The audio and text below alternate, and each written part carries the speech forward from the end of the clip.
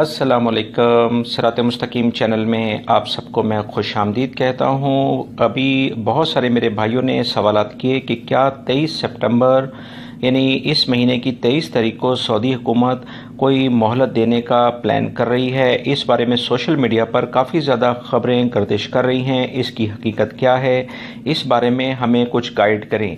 दोस्तों, मैंने अपने ज़राए से जो भी मालूमात की हैं उसके मुताबिक 23 सितंबर सऊदी अरब का जो यौमुल वतनी यानी कि यौम आज़ादी कहलाता है।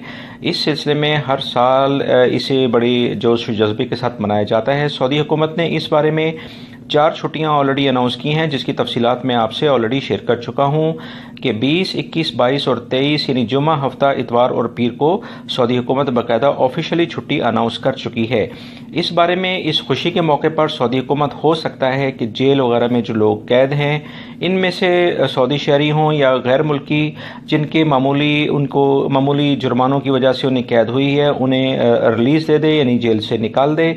इस बारे में ये खबर तो आ सकती है, मगर ये अभी खबर कहना कि अभी गैर मुल्की अफराद जो गैर कानूनी तौर पर सऊदी अरब में मौजूद हैं उन्हें कोई रियायत मिलने जा रही है, मीडिया के किसी भी कोने से ऐसी कोई खबर अभी तक नहीं है। सिर्फ सोशल मीडिया पर कुछ अफराद ने खबर शेयर की है, जिसकी तफसीलात मैंने भी देखी हैं, मगर इसमें कोई ऑथेंटिक बात नहीं की गई है।